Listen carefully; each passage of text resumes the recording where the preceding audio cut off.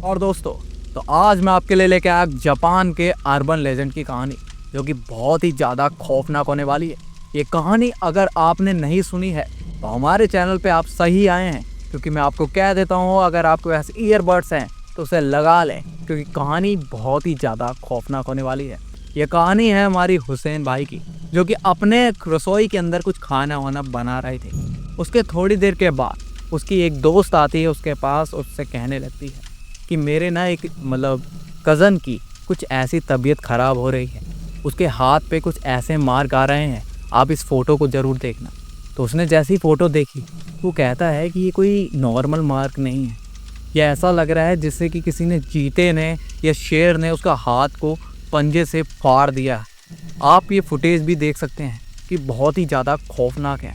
अगर किसी ने हमारे चैनल अभी भाई को सब्सक्राइब नहीं किया है तो तुरंत जाकर सब्सक्राइब कर दे कि कहानी यहाँ से जारी करते हैं। तो जैसे ही इस हुसैन ने उसको देखा कि यार ये हाथ पे कैसे घाव आ रखे हैं, उसके दोस्त ने बोला कि ये जो घाव है ना वो धीरे धीरे करके गहरे होते जा रहे हैं, इसके अंदर से ना खून भी बहने लग रहा है।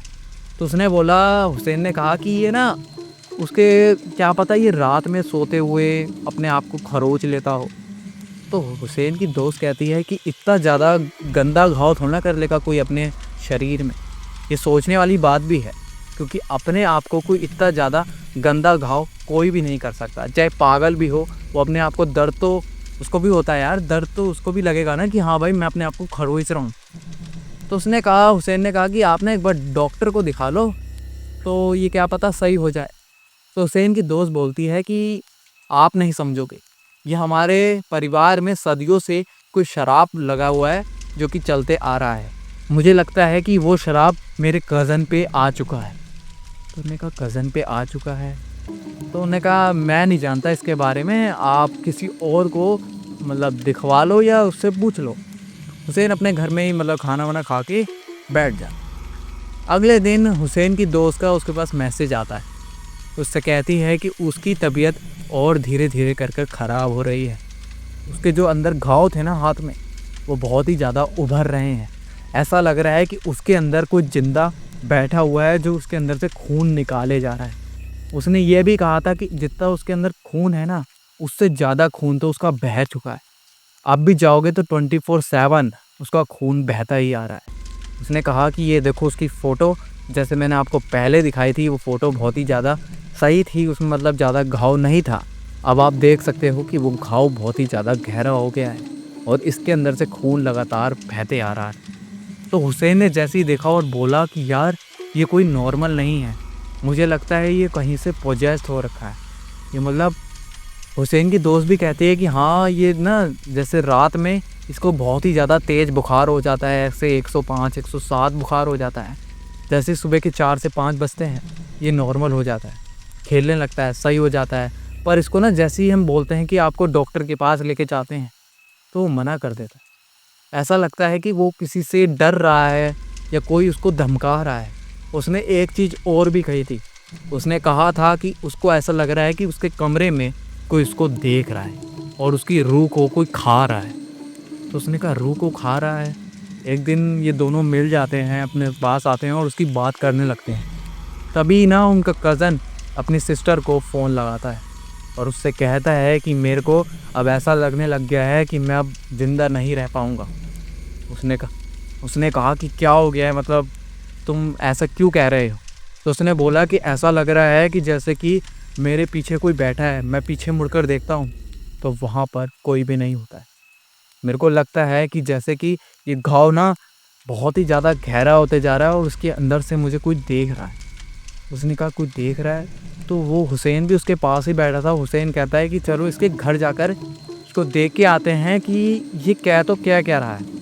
पर अगले सुबह ये 10 से 11 बजे निकल जाते हैं उसकी दोस्त की कज़न के। जैसे ही जाकर देखते हैं, उसका गेट खोलते हैं, 2 से 3 बार खड़खड़ाने के बाद गेट खुल जाता है। तो गेट के अंदर से ना बहुत अजीब सी आवाज़ आने लगती है, जैसे घर के अंदर ना कोई रो रहा है, थोड़े थोड़े धीमे धीमे करके वीपिंग कर ही जा रहा है। तो जैसे ही अंदर जाते हैं और देखते हैं कि घर में एक भी लाइट जल नहीं रही है, एक मोमबत्ती है जो जल रही है और उसके पास में ये कज़न बैठा हुआ है, वो भी फर्श पे। ऐसा लग रहा है कि जैसे कि ये मर ही गया है, उसका पूरा शरीर अकड़ चुका है और पूरा ठंडा पड़ गया है।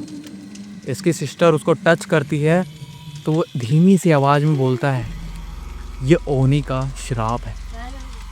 जैसे ही ये मतलब हुसैन को सुनाई आता है ना, तो हुसैन डर जाता है और उसको अपने दोस्त को कहता है कि तुम पीछे आ जाओ, ये मुझे लगता है ये पोजेस हो चुका है और ये हमें मार सकता है, आप पीछे खड़े हो जाओ। उसको पीछे खड़े कर लेता है और देखते ही देखते एक ऐसी परछाई आ जाती है जैसे कि कोई डीमन हो। उसके लंबे लंबे सींग थे और वो ऐसा लग रहा था जैसे कि 12-13 फुटिया ब्रह्म राक्षस आपने देखा होगा, ब्रह्म राक्षस से भी बहुत ही ज़्यादा खतरनाक वो लग रहा था। ऐसा लग रहा था जैसे कि वो जो कज़न है, कज़न के अंदर वो धीमे धीमे कर कर समा रहा है और कज़न को लास्ट बार ये बोल के जाता है कि तू मेरे से बचेगा नहीं, मैं तेरे को कभी ना कभी तेरे को मार डालूंगा। जैसे ही ये इन दोनों को सुनाई आता है, ये वहाँ से भाग जाते हैं और इनको आज भी लगता है कि ये ओनी का श्राप इनके पीछे पड़ा हुआ है और आज भी इनको वो ढूंढ रहा है। कैसी लगी हमारी ये स्टोरी?